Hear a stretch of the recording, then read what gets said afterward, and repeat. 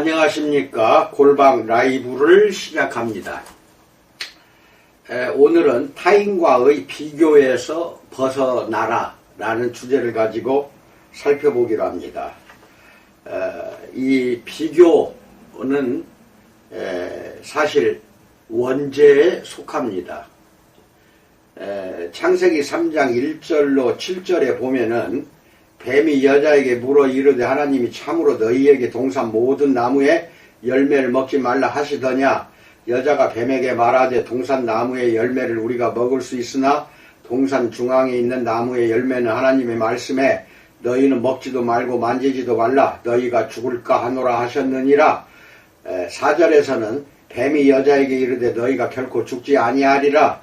너희가 그것을 먹는 날에는 너희 눈이 밝아져 하나님과 같이 되어 선악을 알 줄 하나님이 아심이니라 라고 뱀이 유혹을 할 때 분명히 하와는 비교를 하고 있었어요. 이 말을 듣는 순간 정말인가 아닌가, 또 하나님과 같이 내가 선악을 알아도 되는 거 아니겠느냐 하고 하나님과 자신을 비교를 하는 겁니다.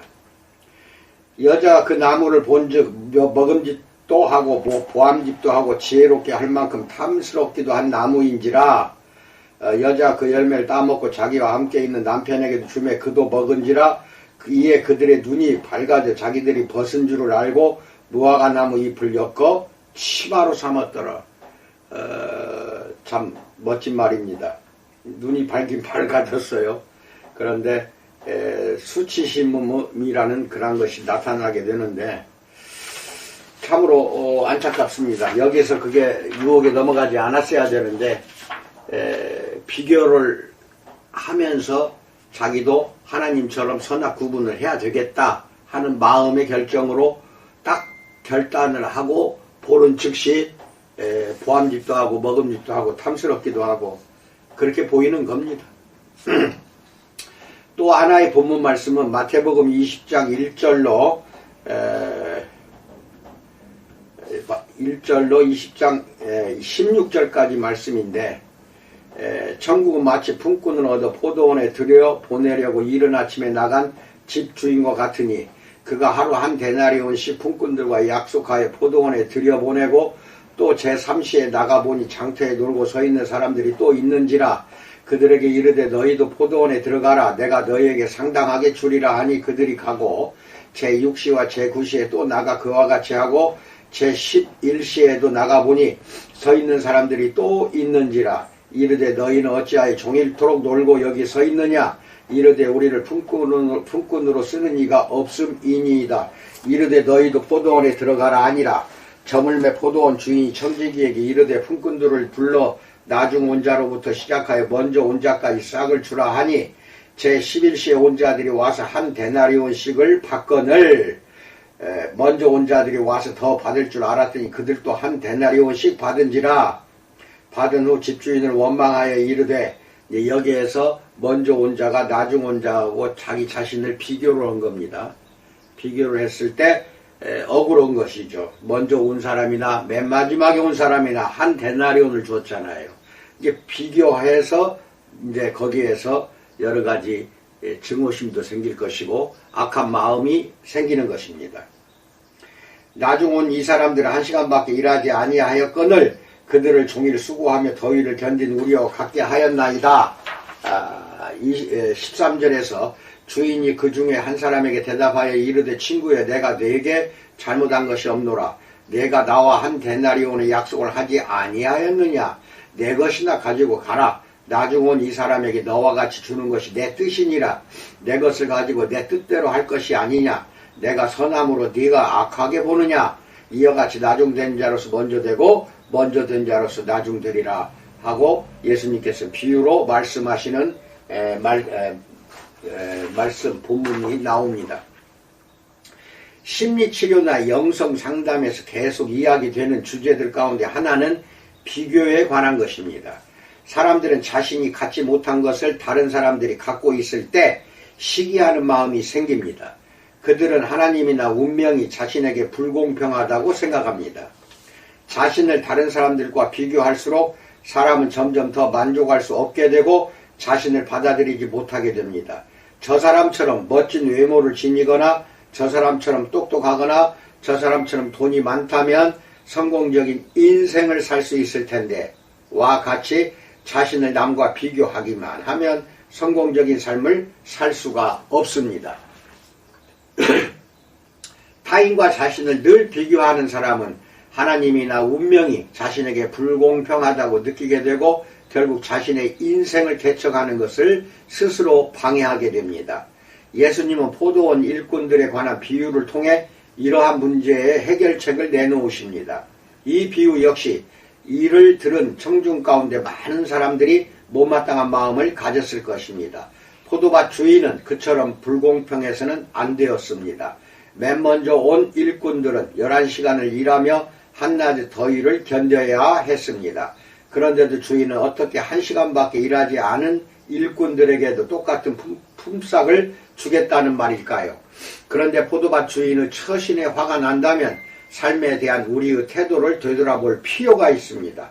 우리는 우리가 열심히 살면서 하나님의 계명까지 충실히 지키고 있다고 생각합니다. 그래서 하루 종일 빈둥거리며 아무 일도 하지 않는 이들보다 더 많은 혜택을 받아야 한다고 생각하는 것입니다. 그런데 이런 생각 이면에는 우리도 일하지 않고 빈둥거리며 지내고 싶다는 마음이 숨어 있습니다. 그리하여 하나님의 계명 따위는 신경 쓰지 않고 자기 마음대로 행동하는 사람들을 부러워하는 것입니다. 그러나 우리는 빈둥거리며 지내는 사람들의 상황이 어떠한지, 그들이 자신의 삶을 얼마나 지루해하며 자신을 얼마나 쓸모없는 존재로 여기는지는 알지 못합니다. 가장 먼저 온 일꾼들은 자기 삶이 의미가 있다는 것을 알고 있는 이들입니다. 그들은 일을 했고 저녁 때 적절한 품삯을 받았습니다. 주인과 합의한 한 데나리온이라는 하루 품삯은 당시 상황에 비추어 볼 때 분명히 온당한 보수였습니다. 그런데 자신보다 일을 덜한 일꾼들도 똑같은 품삯을 받게 되자 그들은 불만을 느꼈고 차라리 일을 늦게 시작하는 편이 나을 뻔했다라는 생각을 하게 된 것입니다. 그리하여 가장 먼저 온 일꾼들은 투덜거리며 자신들의 생각을 말했던 것입니다. 마태복음 20장 12절은 나중 온 이 사람들은 1시간밖에 일하지 아니하였거늘 그들을 종일 수고하며 더위를 견딘 우리와 같게 하였나이다 라고 불평하는 대목이 나옵니다. 이로써 그들이 이 일을 짐으로 여긴다는 것과 땡볕 아래에서 괜히 고생했다고 생각한 것이 드러났습니다. 가장 먼저 온 일꾼들의 태도를 인생과 관련지어 이렇게 말할 수 있습니다. 나는 나의 삶을 짐이요 뙤약볕으로 여긴다. 한편으로 나는 조금이라도 선량한 그리스도인으로 살기 위해 온 힘을 다 기울여야 한다. 하지만 나는 전혀 다른 삶, 다시 말해 안정되고 편안한 삶을 살고 싶고 그래서 늘 갈등에 빠진다. 그러나 예수님은 내게 다른 시각을 주고자 하신다. 그분은 내가 삶을 다르게 바라보고 나의 삶이 의미 있다는 것에 감사하기를 바라신다. 이러한 갈등을 겪으면서 나는 성숙해진다. 그 갈등으로 인해 나는 나의 내면을 돌아보고 그로써 성숙의 길, 영성의 길을 계속 걷기를 원하게 된다. 라는 생각을 하게 됩니다. 포도밭 주인은 11시간 동안 일한 어떤 일꾼의 불평에 다음과 같이 응수했습니다. 마태복음 20장 13절로 15절에서 주인이 그 종의 한 사람에게 대답하여 이르되 친구에 내가 네게 잘못한 것이 없노라. 내가 나와 한 데나리온의 약속을 하지 아니하였느냐. 내 것이나 가지고 가라. 나중 온 이 사람에게 너와 같이 주는 것이 내 뜻이니라. 내 것을 가지고 내 뜻대로 할 것이 아니냐. 내가 선함으로 내가 악하게 보느냐 라고 말합니다. 교부들은 한 데나리온이 사람이 온전하게 자기 자신이 되는 것을 상징한다고 여겼습니다. 자기 자신과 일치하는 온전한 사람이 되는 것보다 더 큰 보수는 없습니다. 그것만으로도 충분합니다. 그리고 이것을 가능한 빨리 가능한 한 인생의 첫 시기에 목표로 삼는 것이 좋습니다. 따라서 일을 뒤늦게 시작하거나 그저 빈둥거리며 자기 인생에서 아무것도 이루지 못한 것처럼 보이는 이들에게 눈을 흘겨서는 안 됩니다. 그들도 나름의 고통을 겪고 있기 때문입니다. 우리는 자신을 개선하려고 노력하면서 그로 인해 지속적으로 생기 있는 삶을 살 수 있는 기회를 얻게 됩니다. 그런 기회가 뒤늦게 온 다른 이들도 자신의 내면을 발견하고 온전해지며 자기 자신과 일치를 이루어 진정한 자기 자신이 되는 계기를 만들 수 있습니다. 우리는 자신을 다른 사람들과 비교하고 그들을 부러운 눈초리로 바라보는 대신 자신의 삶을 감사하는 마음으로 살아야 합니다. 하와도 이렇게 감사하는 마음으로 살아야 했습니다. 그리하여 다른 사람들도 언젠가 생명에 이르는 길을 발견하게 된다면 모두 함께 기뻐할 수 있을 것입니다. 이 비유는 우리가 일하는 이유, 다시 말해 다른 사람들을 위해 우리가 노력하는 이유뿐만 아니라 우리가 자신을 치유하거나 영성의 측면에서 더 나아지려고 노력하는 이유에 대해 다시금 생각하게 만듭니다. 자신을 개선하려고 노력하지 않는 사람은 발전할 수 없습니다. 그리고 그런 자기 자신 때문에 스스로 고통을 겪게 됩니다. 우리가 자신의 일을 재미있어 한다면 스스로를 다른 사람들과 비교하지 않게 됩니다. 아무 일도 하지 않은 채 그저 무의도식하며 살아가는 사람들에게 화가 난다면 그로써 자신 역시 가능하면 아무 일도 하고 싶지 않다라는 생각이 내면에 깊숙이 도사리고 있었다는 사실을 인정해야 합니다.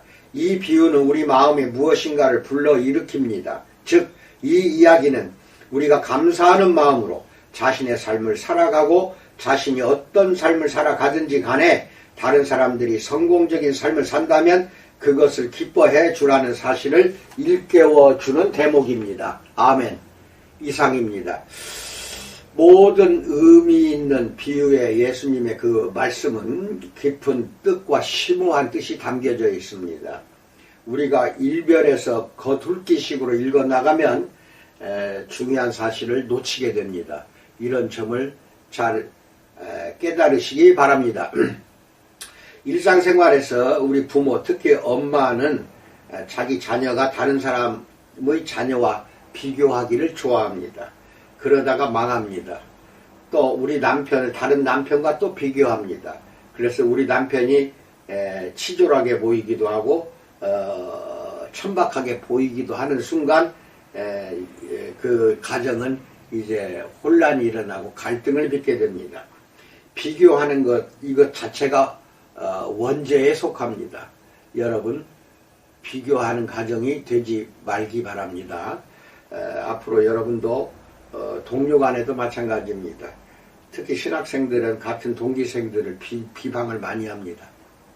왜 비방합니까? 왜 비판합니까? 동기생들이 잘 되면 얼마나 좋겠습니까? 서로가 서로를 더 잘되게 해주기 위해서 노력하는 사람의 그 영성이 훌륭한 영성이라고 할 수가 있습니다. 비교하지 말기 바랍니다. 감사합니다. 오늘 하루도 복된 하루가 되기를 축원드립니다. 감사합니다.